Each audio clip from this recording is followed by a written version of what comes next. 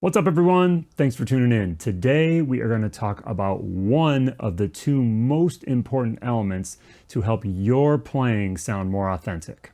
It's not playing fast, it's not playing high, it's not playing giant steps or tritone subs.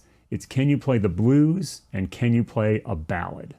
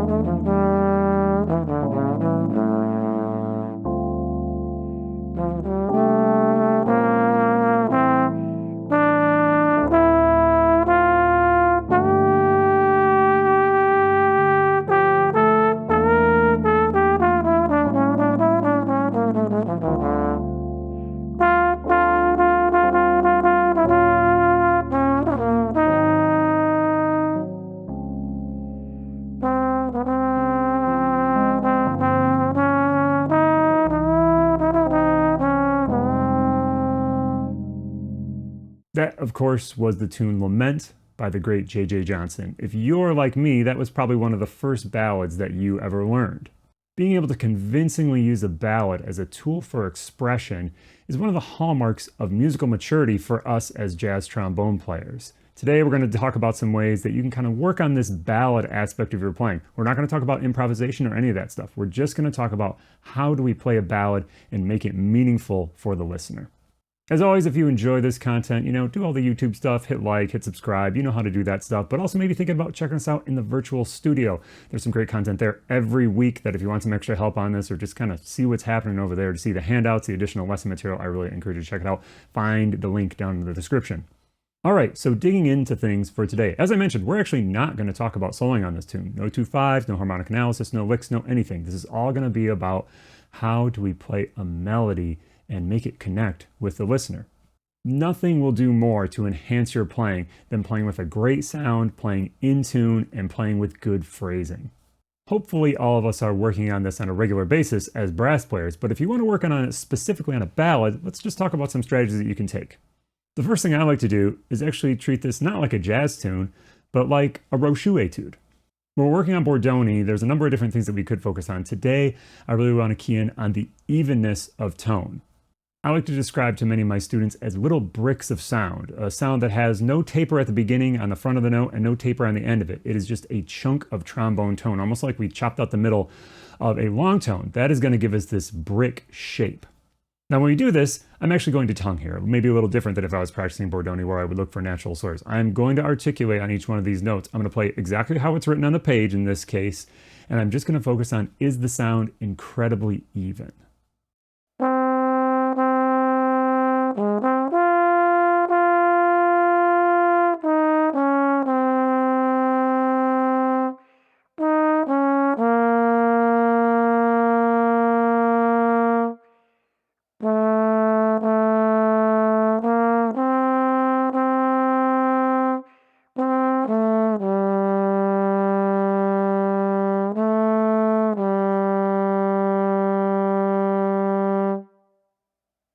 While I may never really play like that if I was playing in a jazz context, I probably would not.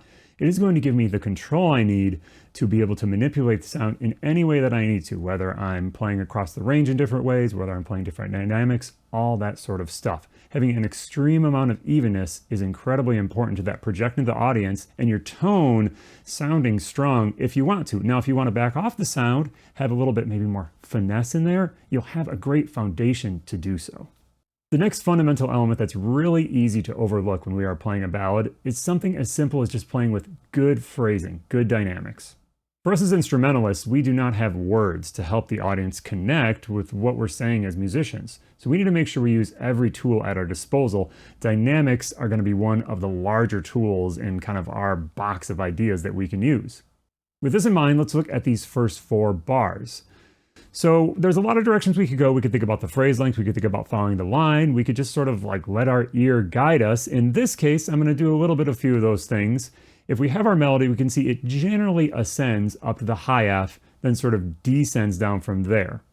Let's hear it once if I played it just totally flat with no dynamics. For all of our play-along examples today, I want to give a thanks to my friend and colleague Mitch Town, wonderful keyboard player. Normally, for the examples, I just kind of put together a little MIDI play-along track to demonstrate some of these concepts, but for this ballad, I didn't think that was going to cut the mustard, so I had him record a few different versions of this. Some of them we'll use today, some of them are available for students in the virtual studio. So big thanks to Mitch Town.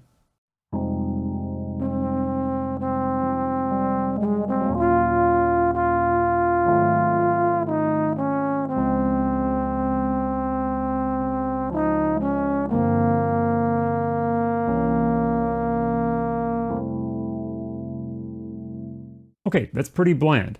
Now, if we take some of those line shape ideas and maybe just a little bit of extra stuff, you can see I'm actually going to crescendo up to the F, decrescendo through that first C natural, that dotted half note, and then a little crescendo again going into the end of the phrase, just to give it a little bit forward momentum as it gets to that B flat. If it's too much decrescendo there, to me, it just kind of sits there and it doesn't really go anywhere. So let's hear what that would sound like. Still, I'm going to play exactly what's on the page.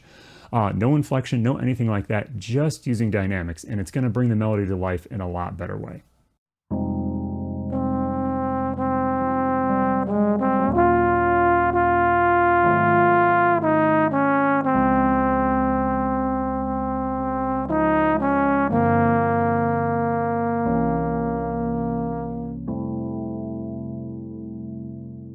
To my ear, at least, that sounds a lot more appealing to listen to and really pulls the listener into the music. Now, if you just did those two things, play with a great sound, in tune, with good dynamics, you would be very far along the path of making a convincing musical statement. If that's all established, then we can look at some of the more jazz-centric things. So let's start by thinking about inflection. Inflection could include all the scoops, falls, vibrato, grace notes, all this type of stuff that help to ornament the melody.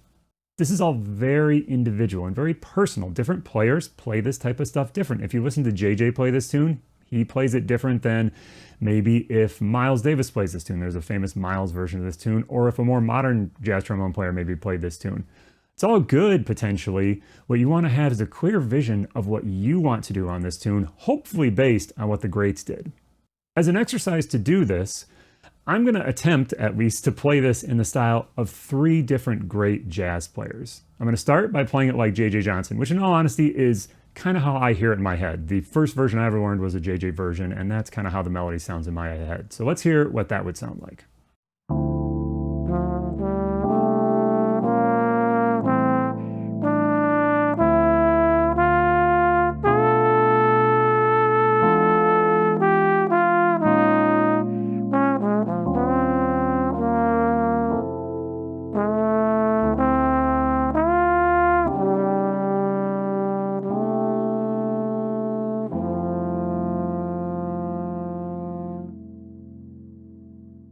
I should have noted I started in the B section of this tune.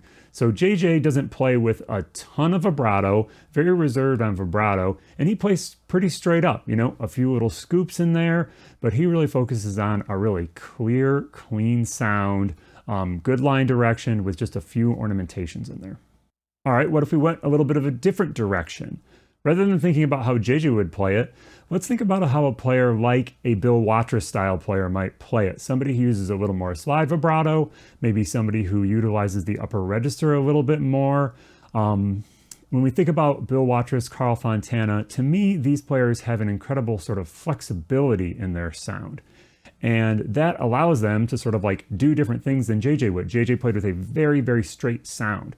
And so he did not have some of those opportunities. Again, that's not good or bad. I actually prefer the way JJ plays, in all honesty, but these other avenues are open to us, and we want to be able to utilize them if we so desire.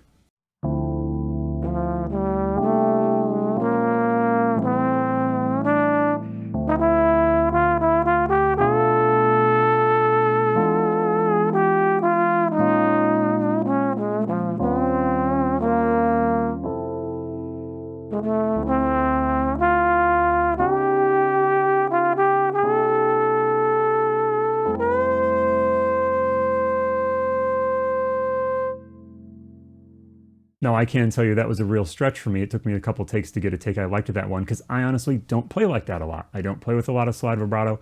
I didn't even go that high into the upper register, only up to a high C, but I just don't play with that style, so it feels kind of like unnatural to me.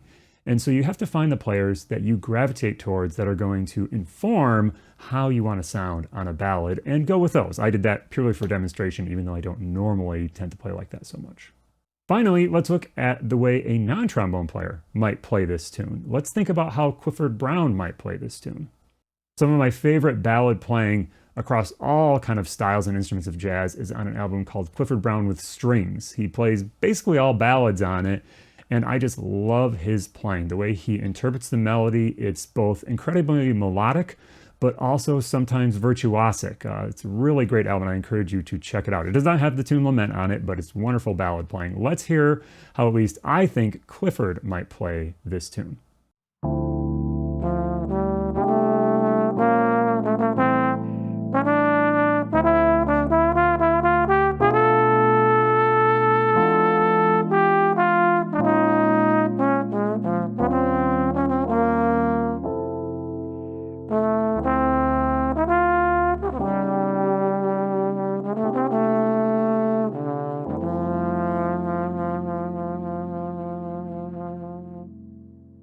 So they're a little bit different approach. Clifford tends to play with more grace notes. He's a trumpet player, so he's not going to use like a scoop as much as a grace note. A little bit more added notes in there. I embellish the melody a little bit more. He does that a fair amount on that album I just referenced. And it's almost like a more exuberant, fanfare-ish type of playing a ballad, which is great. Not in every situation, but sometimes it's really great to have that in your back pocket. Now, as I mentioned in that last example, I started to embellish the melody more. And that's kind of the final thing I want to cover today, is how do we build upon the melodies that the composers have already written to enhance them, make them more personal to us. Not necessarily make them better, just make them more of an individual statement. For me, when I'm thinking in terms of how much do I want to embellish a melody, one of the biggest considerations on my mind is if I'm going to take a solo on this tune. From my perspective, a ballad should only ever last 4 choruses in total. There's a head up front, there's possibly a solo from the person who played the melody, then maybe a solo from somebody who didn't play the melody for some contrast, and then the melody again on the way out. That is the maximum allowable length of a ballad in my mind's eye. Even at that, that's probably going to be a 7 or 8 minute long tune if you take all 4 of those choruses. We've all been in a situation where maybe we're watching a performance live, the person plays the melody, maybe they play a chorus of solo, everything's feeling pretty good, and then it gets to the end of that chorus, and then they keep going. And there's sort of a collective like, from the audience. We've all heard enough by then. Even for the most ardent jazz fan, we sort of get fatigued and tune out unless it is just absolutely the most killing stuff you've ever heard. But more often than not, it's serviceable, it's workmanlike, it's not that it's bad, but we just want to think about what is going to draw the audience in the most. One rule you can kind of live by in general on ballad playing or otherwise is you want to leave the audience wanting more, not wanting you to be done. With this in mind, you want that to guide you how much you embellish the melody. Say you are going to play the melody and play a solo. You might want to play the melody pretty straight. Not embellish a lot. Leave some space. Let the rhythm section fill in.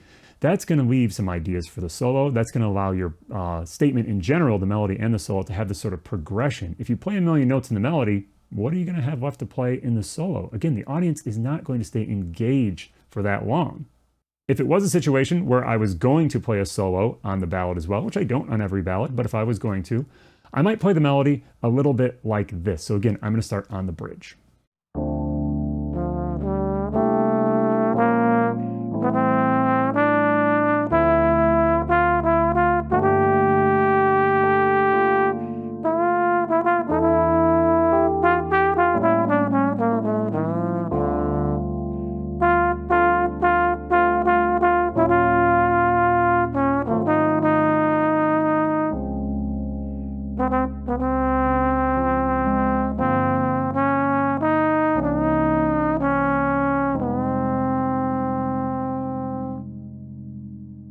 Pretty straight up. Now, if I wasn't going to take a solo, which is not uncommon for me. Sometimes on a ballad, I might let the other horn player play one, make sure the rhythm section gets a chance to play a solo, all that type of stuff. So I might be a little more outgoing on the melody and, fill up the space a little bit more because essentially that melody is my solo. Now, you do have to be careful. You got to make sure the melody doesn't get lost in sort of your melodic soloing approach, but it's a great way where you can sort of like express yourself in a broader way on the tune, but keep the tune within a length that's going to hold the audience attention. I'm somebody who really cares about what the audience thinks. To me, it's a conversation. We are in a relationship, me, the performer, and them, the audience. It's not just all about them coming to see how great I am. We are in this together, and so I want to make sure that they are engaged the entire time. So let's hear what that would sound like if I was going to be a little more exuberant with the way I played the melody.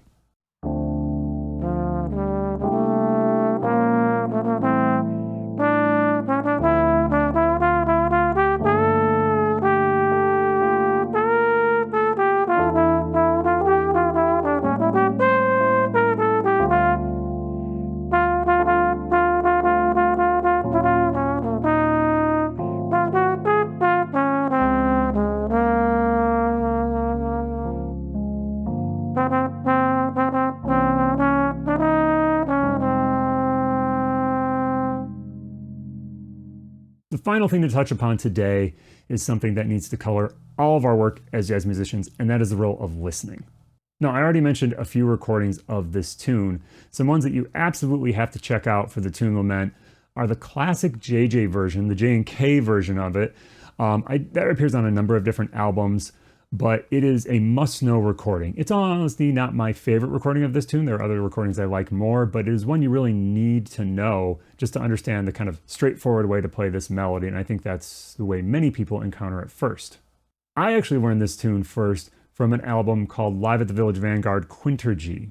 This is a JJ album from later in his career. There are two albums. One is called Live at the Village Vanguard Standards, and the other is Quintergy. Quintergy can be quite challenging to find. I don't think it's on Spotify, and you probably can't find it on YouTube. You would have to actually maybe like try to track down the CD, order online or something like that. It is great. It is worthwhile to do so. Some of my favorite J.J. Johnson playing is on this album. His interpretation of this tune on this album is still how I hear the melody in my head today. If you want to check out some non-JJ versions of this tune, there's a classic version on the album Miles Ahead, Miles Davis, with kind of a medium-sized ensemble, larger ensemble. That's a good one to check out. And then the more modern one that I really like for four trombones is on the album One for Jay, which is a Steve Turre album. It's Steve Turre, Rob Eubanks is on it, Steve Davis is on it, Douglas Purviance is playing bass trombone, I think, and gosh, there's one other trombone player. It's Andre Hayward is also playing on it, and they have a good like multiple trombone arrangement on there that I think is one of the better ones out there, and it's great playing all around on this album, so definitely worth checking that one out also. Cool, that's all I got for today. So I hope that helps you get going on your ballad playing. Incredibly important part about our musicianship. If you can't play a ballad and convince the audience to listen to you, you really have to do some soul searching about what the types of things that you are practicing are. To me, this is the central role of us as a horn player, is to play a beautiful melody to draw the listener in. All the other stuff is superfluous if we can't do that. So keep that in mind, and I'll see you in the woodshed.